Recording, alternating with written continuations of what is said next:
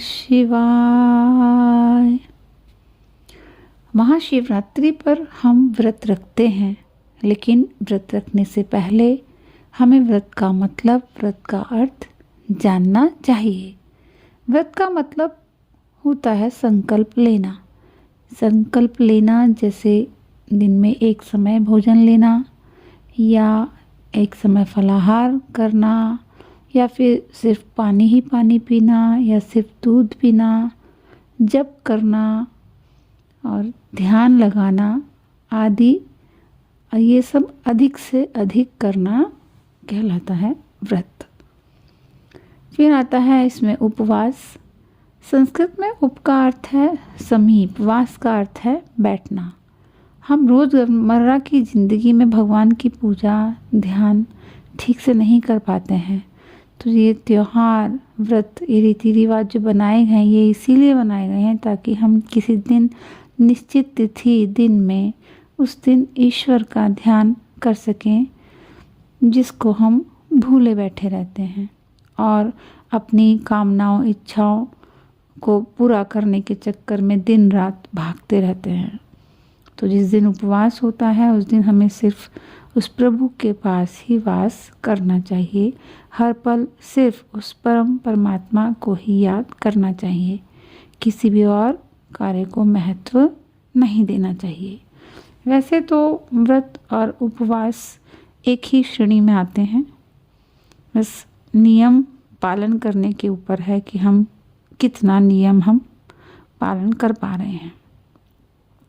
हम अपने आप को दिलासा दे देते हैं, अपने आप को सही ठहरा देते हैं कि हम मंदिर हो आए, शिवलिंग पर दूध, गंगा जल, भांग, धतूरा, फल फूल चढ़ाए, अर्पित कराए, किसी भी मंत्र का हमने जाप कर लिया, चाहे महामृत्युंजय मंत्र हो या ओम नमः शिवाय का जाप हो।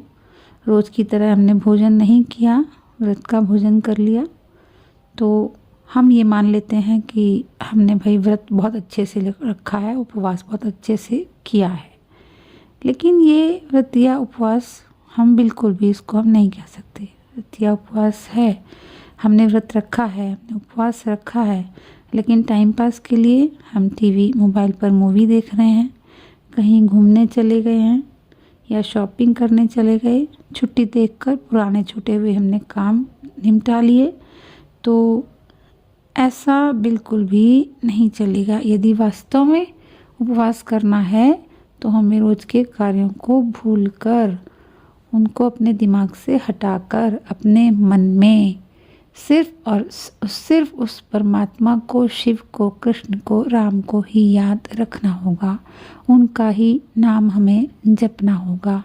यदि हम इस तरह से उपवास रखते हैं तो हमारी आध्यात्मिक उन्नति होती है। शारीरिक बल के साथ हमारा आत्मबल और मनोबल भी बढ़ता है।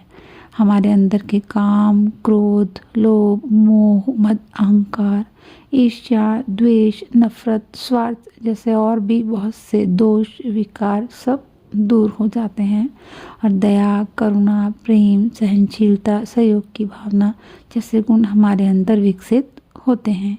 यदि ऐसा हो पाता है तो हम सभी के दुखों को कम करने में अपनी अपनी एक अच्छी भागीदारी निभा पाते हैं।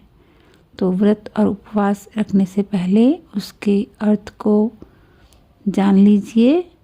मीनिंग को जानना जो है बहुत ज़रूरी है।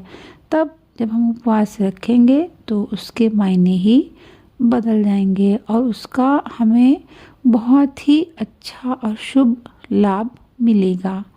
हम तृप्त हो जाएंगे, हम सेटिस्फाई हो पाएंगे। हमारे बहुत से जो हमारे अंदर हैं, जो दुश्मन हैं हमारे, वो सब नष्ट हो जाएंगे। जैसे षड्रुप जिन्हें हम बोलते हैं, काम, क्रोध, लोभ, मोह, मद, मात्सर्य, ये सब जो है ख़त्म हो जाएंगे। इनके ख़त्म होते ही हम सुखी जीवन या आनंदित जीवन हम जी पाएंगे। तो व्रत का मतलब जानें और तब व्रत रखें। ओम नमः शिवाय।